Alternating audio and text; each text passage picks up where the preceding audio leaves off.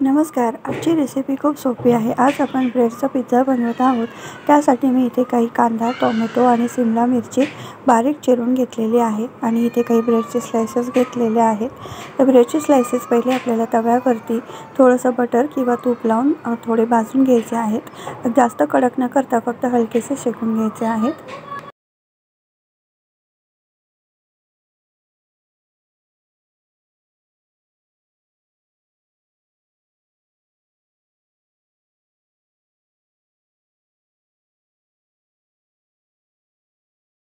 ब्रेडच्या स्लाइसेसवरती आपल्या आवडीनुसार mayonnaise, tomato sauce तसंच काही आपल्याकडे तंदुरी मेयोनीज असेल ते सुद्धा आपण स्प्रेड करून घ्यायचं.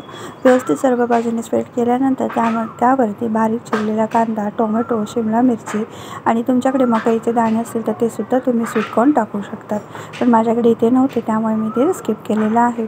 तर आता टोमॅटो सॉस आणि मेयोनीज व्यवस्थित स्प्रेड करून घेतल्यानंतर बारीक चिरलेला कांदा, टोमॅटो आणि शिमला मिरची मी यावरती पसरवून घेणार आहे, स्प्रेड करून घेणार आहे.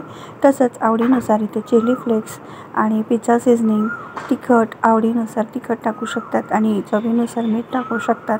तर व्यवस्थित सर्व वस्तू व्यवस्थित जिन्नस सगळे व्यवस्थित पसरून घेतल्यानंतर स्प्रेड केल्यानंतर त्यावरती तुम्ही तुमच्याकडे जर चीज स्लाइसेस असतील तर स्लाइस वापरू शकतात किंवा चीजचे डायसेस असतील ते सुद्धा तुम्ही स्प्रेड करू शकतात. मोझरेला चीज टाकू शकतात किंवा आपलं प्रोसेस चीजसुद्धा किसून घेऊ शकतात.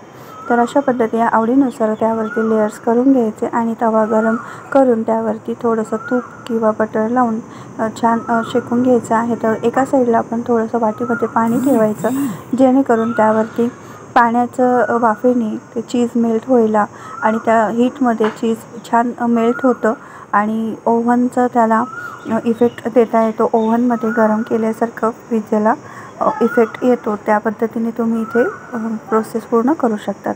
अशा पद्धतीने आपण ब्रेडचा पिझ्झा बनवणार आहोत. तर तुम्ही बघू शकता व्हिडिओमध्ये सर्व प्रोसेस कशी आहे.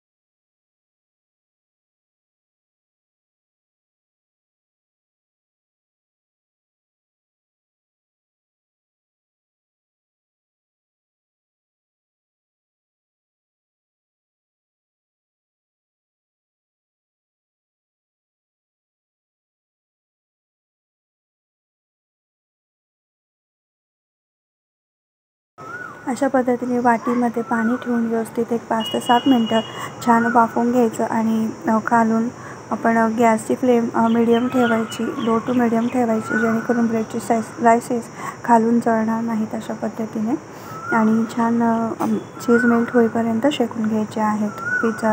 हे ब्रेडचे पिझ्झा आपण शेकून घेणार आहोत आणि मस्तपैकी गरमागरम टोमॅटोचे केचप बरोबर मेयोनीज बरोबर तुम्ही सर्व करू शकतात. तर अशा पद्धतीने आपण आज ब्रेडचा पिझ्झा बनवलेला आहे. तर तुम्ही कशा पद्धतीने बनवतात याचेसुद्धा तुम्ही कमेंट बॉक्समध्ये सांगू शकतात. तर भेटूयात आपण आता पुढच्या व्हिडिओमध्ये. व्हिडिओ पाहिल्याबद्दल खूप खूप धन्यवाद. थँक्यू.